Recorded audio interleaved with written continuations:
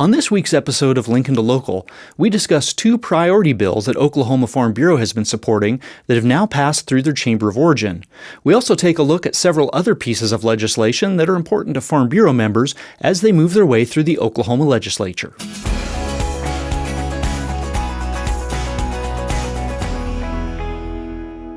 Gage, I know Oklahoma Farm Bureau has seen a couple of our priority pieces of legislation pass off the floor of their Chamber of Origin, and the first one of those we actually got to hear from the bill author last week on our episode of Lincoln to Local. Can you share with us what Farm Bureau's take on House Bill 2155 is and kind of where it's at in the process now? Yeah, well, that's definitely one of our priority bills that's making its way through the process and just recently passed off of the House floor.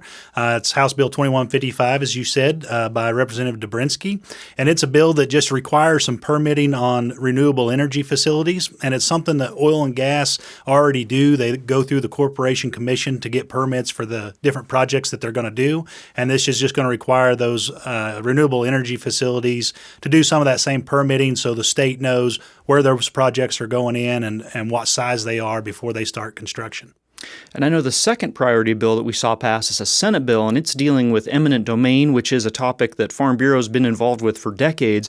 But kind of what exact direction of eminent domain does this bill deal with? Well, this bill is Senate Bill 352 by Senator Gallagher, and it's dealing with renewable energy as well. And it's just clarifying that private companies don't have the right to use eminent domain to take leases and property to put up renewable facilities. So it's already clear on wind, but this includes hydrogen, solar, battery storage facilities, things like that. So it's just making sure that our members know that they have a right to do with their land what they want. If they want to sign a lease, they can. But if they don't want to, they don't need to be afraid that they might be getting their land taken by eminent domain. In addition to our priority bills, of course, there's a lot going on at the legislature, and I know kind of a topic that just popped up at the legislative session this year deals with on-road use of off-road vehicles, and we were talking earlier specifically UTV or side-by-sides that many of our Farm Bureau members use. Kind of what is the nature of those bills, and what's the issue that those two are trying to address? Yeah, so a few years ago, our members are probably familiar that we kind of led the charge to get some rules put in place that would allow those UTV vehicles to go on the roads so our members can get from pasture to pasture when they're feeding cattle or checking cattle. But we ran into some problems with crossing highways or maybe even going down highways for a short amount of times. There are actually two bills. Senate Bill 20 by Senator Guthrie passed through the Senate floor this week, and then House Bill 1419 by Representative Josh West passed off of the House floor. And these two bills both deal with UTVs on highways, but they are not the same bills. They have some different language, but they're both kind of loosening the rules, allowing these UTV vehicles to go on more roadways. Another bill that we really haven't had a chance to talk about on Lincoln to Local, but affects many of our Farm Bureau members who are involved in their local communities, on school boards, as supporters of local schools. And I know that bill has to do with changing the way school board elections are held and really the timing. Kind of what is the impact or what change does that make for our local schools? Yes, Senate Bill 6 by Senator Seifried changes when elections will be held for those school board elections. Currently they can be held kind of at any time, special elections, and we know in our rural communities that might be a very low turnout. Very few people show up to vote in those school board elections.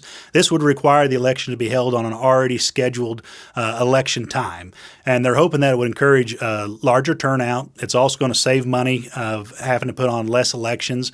Maybe some of the negatives we've heard from some of our school board members across the state is if you're on an odd number rotation on your term limits, you may have to change those because these elections are only going to be held on even numbered years. So there are some discussions to be had, but that Senate bill did pass off of the Senate floor this week.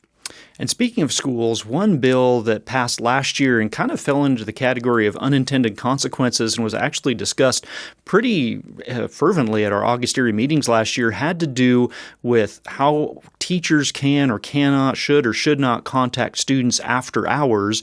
Can you share kind of what that original issue was that arose from last year's bill and kind of what fix is being proposed right now? Yeah, like you said, it's one of those bills that definitely had good intentions that would require a teacher to contact contact a student, usually by text message, that would also have to include a parent on that text message. Well, we quickly found in our ag world, especially with our ag teachers, our extension educators, those type people that are taking FFA members, 4-H members to different events. We have OYE going on over here at the fairgrounds, and we trust our kids to go with those ag teachers, and we expect those ag teachers to be in charge of those kids. And then we've put some limitations on them being able to contact them in a timely manner.